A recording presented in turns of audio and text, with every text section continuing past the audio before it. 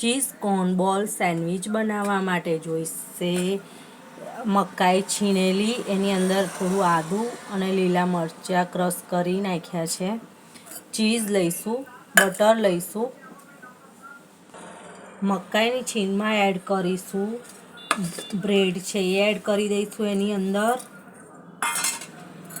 આ છે chilli flakes એ add કરીશું. ઝીણી સમારેલી ડુંગળી એડ કરીશું. જોઈતા પ્રમાણમાં મીઠું એડ કરીશું.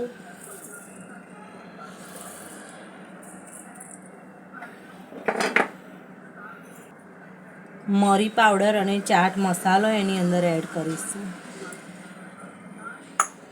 થોડું ચીઝ એડ કરી દઈશું.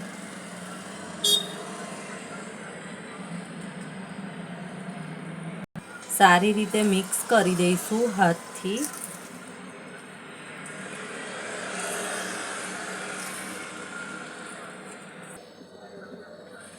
તો હવે એને હાથમાં લઈ લઈશું અને એના મીડિયમ સાઇઝના બોલ્સ બનાવી દઈશું. અંદર ચીઝ ક્યુબ એડ કરીશું અને ગોળ આકારનું કરી દઈશું શેપ.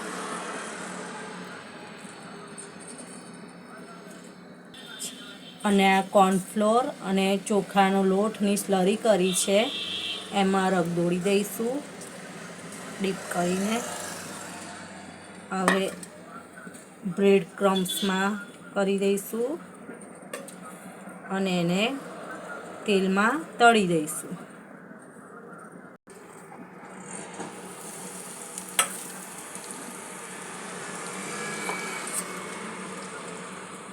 બધા જ બોલ્સ બનાવીને તૈયાર કરીશું. તો આવી રીતે બ્રાઉન કલરનું તળાઈ ગયું છે. હવે એને કાઢી લઈશું. આવી રીતે બધા જ તળી લઈશું એક એક કરીને. તો તૈયાર છે ચીઝ કોર્ન બોલ્સ. હવે એની સેન્ડવિચ બનાવીશું.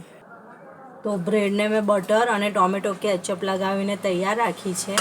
હવે એમાં સેન્ડવિચ બનાવીશું. સેન્ડવિચ બનાવવા માટે જોઈશે ચીઝ કોર્ન બોલ્સ. એને સરખી રીતે પ્રેસ કરી દઈશું.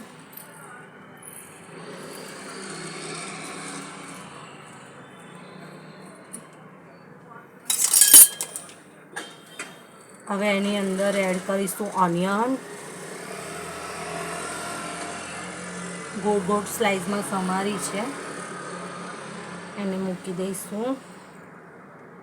તમને ભાવતા વેજીટેબલ મૂકી શકો છો. પછી એડ કરીશું ટામેટાં.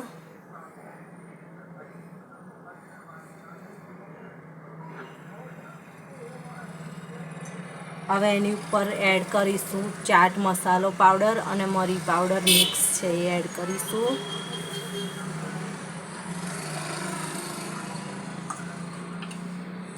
થોડું મીઠું એડ કરીશું.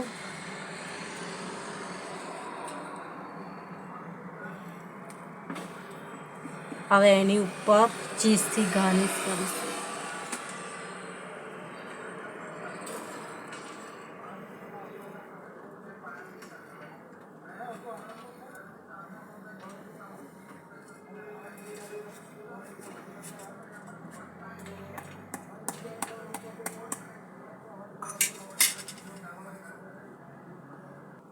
હવે ઉપરથી સ્પ્રિંકલ કરીશું ચીલી ફ્લેક્સ. જેટલું તીખાશ જોઈએ એ પ્રમાણે.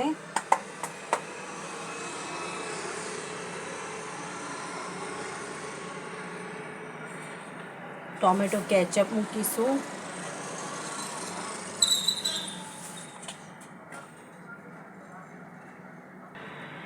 જય માતાજી.